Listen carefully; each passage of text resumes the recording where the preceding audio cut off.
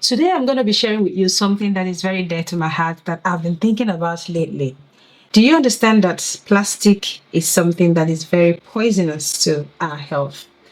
Plastic is something that we use literally. If I come to your kitchen right now, I'll probably find something plasticky that you use as part of your cooking utensil.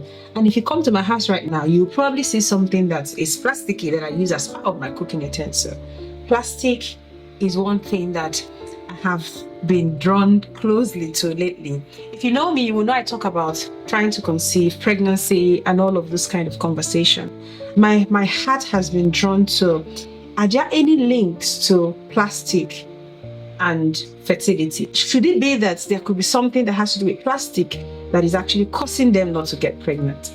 Now, this is something I want to be sharing with you today. So today's video, I'm going to be sharing with you 10 ways that plastic could affect the fertility. Hi guys, welcome back to my channel. My name is Precious. Before we start this video, I would like to read the scripture for today, which is in Genesis chapter 13 verse 16, and it says, I will make your offspring like the dust of the earth, so that if anyone could count the dust, then your offspring could be counted. That is the blessing of the Lord. That is the promise of the Lord concerning you. It doesn't matter if there's any issue. It doesn't matter if there's issue with plastic, if there's issue with stress, like I've talked about. The Bible is saying that God is promised that you would have your own children, and you will have multiple, not just one, but multiple children that you will call your own. Now let's jump back to this video. There are two things I want to talk about when it comes to plastic, okay? Two main types of plastic are the plastic called the BPA, which is bisphenol A.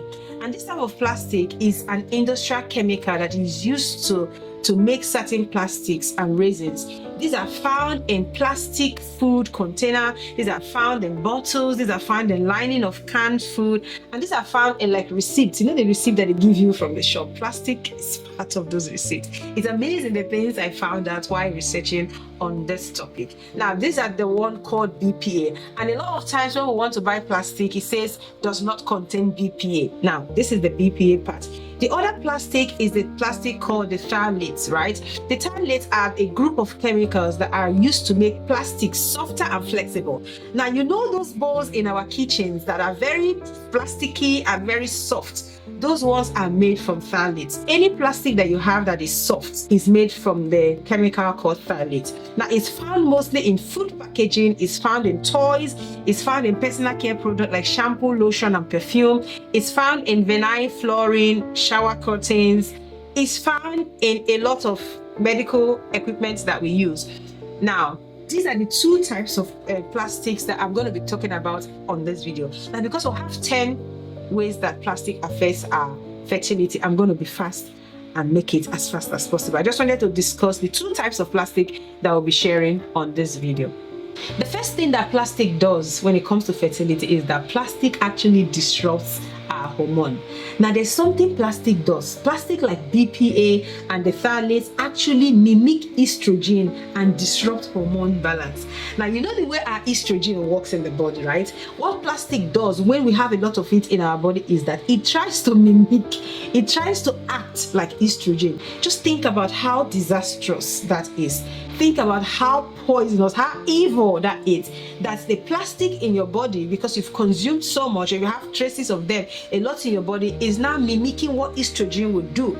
Think about what estrogen does. Estrogen is one of the hormones that comes out or surfaces when it comes to ovulation, right?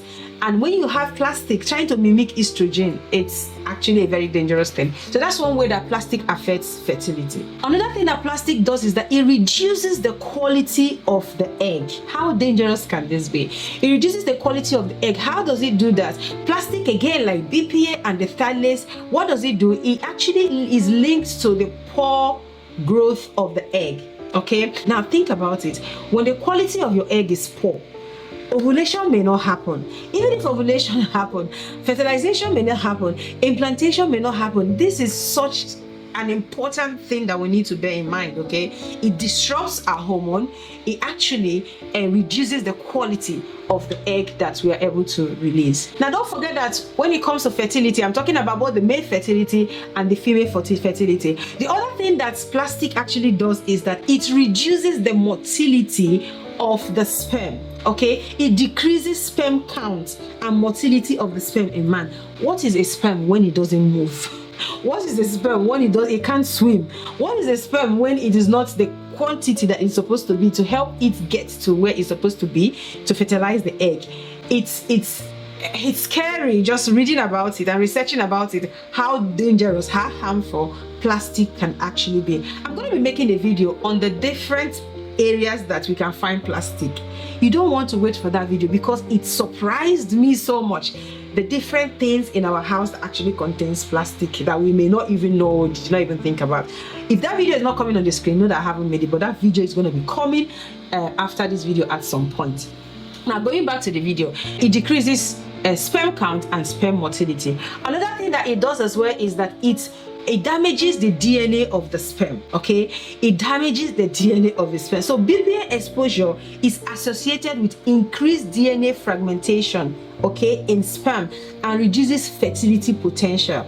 Now, if the sperm is damaged due to exposure of BPA, how are you going to get pregnant? No matter the number of times you have sex, it becomes difficult for you to actually get pregnant. It doesn't only reduce sperm count, it actually decreases the quality of the sperm. It actually decreases the nature, the natural way, and the healthy way the sperm is supposed to be. Another thing as well that plastic does is that it increases your risk of miscarriage. BPA and other plastics increases oxidative stress and inflammation, raising the risk of early pregnancy loss. Plastic can make you have miscarriage. Plastic can make you have miscarriage. Plastic is very dangerous. It can make you have miscarriage. Oxidative stress and inflammation when you're pregnant, especially in the early stages of your pregnancy, can cause miscarriage for you. Disrupted ovulation. Your ovulation can be disrupted. Now, the plastic, a type of plastic called the phthalates, can actually interfere with the luteinizing hormone. Do you remember what our luteinizing hormone does? Luteinizing hormone is the one that says ovulation happened. Now, when your phthalates has actually interfered with the luteinizing hormone, it would not be able to call that shot for ovulation to happen. And when that shot is not called, ovulation cannot happen. And if ovulation cannot happen, it takes miracle for you to actually get pregnant, because ovulation is what happens, releases the egg, fertilization takes place, implantation takes place, and all of the things that need to happen happens. Right. So if you have this phthalate, which is a kind of plastic, interfering with the luteinizing hormone, then we need to start watching plastics in our lives, especially when we're trying to conceive. Increased risk of PCOS. The level of PCOS in the world right now is crazy. It's alarming. Honestly, it is so much. And it's strange that even people that you would see look healthy, don't have the physical symptoms and signs of PCOS, when it's time for them to get pregnant, they go to the hospital and they get told that they can't get pregnant because they have PCOS. And they begin to ask themselves, how did I get PCOS? Where did that happen? PCOS has been linked to plastic. And obviously, plastic is an endocrine disruptor. An endocrine disruptor has been linked to a higher incidence of PCOS. This thing, plastic, is a very bad thing. Altered hormone receptor function. Okay, so plastic can actually alter the receptor function. So the receptors in our body are there for a particular reason. They are there to help us get the things that we need to get.